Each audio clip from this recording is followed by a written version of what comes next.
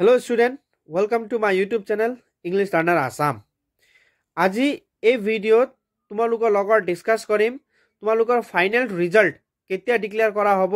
অথবা কেতিয়া ডিক্লেয়াৰ কৰা এক্সপেক্টেশন ডেটটো আমি আজি এই ভিডিওত জানি লম। সকলো ছাত্ৰ ছাত্ৰী পৰীক্ষাৰ পাছত এতিয়া মনত এটাই প্ৰশ্ন ৰিজাল্টটো কেতিয়া ডিক্লেয়াৰ হ'ব পাৰে অথবা ৰিজাল্টটো কেতিয়া ডিক্লেয়াৰ হ'ব। আজি এই ভিডিও যদি তোমালোকে সম্পূৰ্ণ চোৱা নিশ্চয় ইয়াৰ পৰা তোমালোকে এটা এক্সপেক্টেড ডেট তোমালোকে ইয়াৰ পৰা জানিবলৈ সক্ষম হ'বা। তো তোমালোকে এতিয়া মোবাইল স্ক্ৰিনত দেখা পাই আছা এটা ইয়াৰ ওয়াইজ 19 2020 2022 23 আৰু 24 লেটেষ্ট কেতিয়া কেতিয়া ৰিজাল্ট হৈছিলে কিমান ছাত্ৰ ছাত্ৰীয়ে এপিয়াৰ কৰিছিলে আৰু কিমান পাস হ'বলৈ সক্ষম হৈছে এই সকলো ডেটা ইয়াত তোমালোকে কিন্তু এতিয়া দেখা পাই আছা। প্ৰথম আমি চাম total number of student 2019 to 3,36,203 appear কৰিছিলে আৰু ৰিজাল্টটো দিয়া হৈছিলে মে 15 2019 ত। তাৰ পাছত পাস পাৰ্সেন্টেজটো তোমালোকে দেখা পাই আছে 60.23% ছাত্ৰ ছাত্ৰীয়ে পাস কৰিছিলে আৰু তলত যদি তোমালোকে চোৱা বয়জ আৰু গাৰ্লছৰ পাৰ্সেন্টেজ ইয়াত দিয়া আছে 62.69 আৰু 57.99%। ঠিক তেনেধৰণে আমি যদি 23 গুছি যাওঁ তেতিয়া তোমালোকে দেখা পাইছে 3,42,224 ক্যান্ডিডেট এপিয়াৰ কৰিছিলে আৰু 2020 জুন 6 ত ৰিজাল্ট ঠিক তেনেধৰণে যদি আমি 2022 চাওঁ তেতিয়া টোটাল ক্যান্ডিডেট এপিয়াৰ কৰিছিলে 4,31,132 আৰু ৰিজাল্ট ডেটটো হৈছে জুন 7 আৰু পাস পাৰ্সেন্টেজটো যদি আমি চাওঁ 56.49% আৰু যদি বয়জ আৰু গাৰ্লছ চাওঁ 58.0 আৰু 54.49 ছাত্ৰ ছাত্ৰীয়ে পাস কৰিছিলে। ঠিক তেনেধৰণে আমি নেক্সট বছৰত যাম। এতিয়া যদি আমি 2023 চাওঁ তেতিয়া টোটাল ক্যান্ডিডেট হৈছিলে 4,22,172 আৰু ৰিজাল্ট ডেটটো দিয়া হৈছিলে মে 22 মে জুন দিয়া আছিলে কিন্তু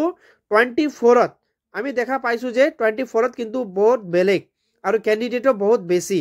4,25,924 আটাইতকৈ বেছি ক্যান্ডিডেট আছিলে তথাপিও ৰিজাল্টটো ডেট ডিক্লেয়াৰ কৰা হৈছিলে 20 এপ্ৰিল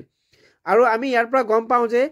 এই বছৰৰ পৰাই তোমালোকৰ এমসিকিউ দিয়া হৈছিলে আৰু এমসিকিউ দিয়াৰ কাৰণে ৰিজাল্টখন খুব সোনকালে দিয়া হৈছিলে আৰু পাস পাৰ্সেন্টেজত আমি যদি লাষ্ট 5 ইয়াৰ্স যদি চাওঁ তেতিয়া আটাইতকৈ বেছি ছাত্ৰ ছাত্ৰীয়ে এই বছৰতে পাস কৰিছিলে 75.70 আৰু বয়জ আৰু গাৰ্লছৰ যদি আমি চাওঁ পাৰ্সেন্টেজ 77.3 74.4%। ইয়াৰ পৰা আমাৰ বুজা যাও যে যদি আমি লাষ্ট 5 ইয়াৰ্সৰ গুটেইখিনি ডেটা কমপ্লিট কৰো তেতিয়া মে জুন মে অথবা দুটা বছৰ মে দিয়া হৈছিলে আৰু দুটা বছৰ জুনত কিন্তু তাৰ পাছত অলৰেডি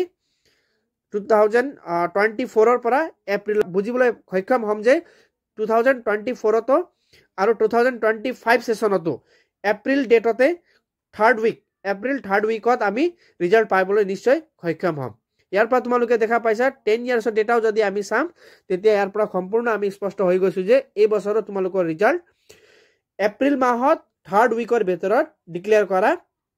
পূৰ্ণ সম্ভাৱনা আছে আৰু তোমালোকৰ আশা ৰাখিবা যে এপ্ৰিল মাহত এই বছৰত তোমালোকৰ ৰিজাল্ট নিশ্চয় পাবা। তো এই ভিডিওত ইমানে আছিলে যদি কোনোবা আজি প্ৰথমবাৰ আহিছে কাইন্ডলি চেনেলটো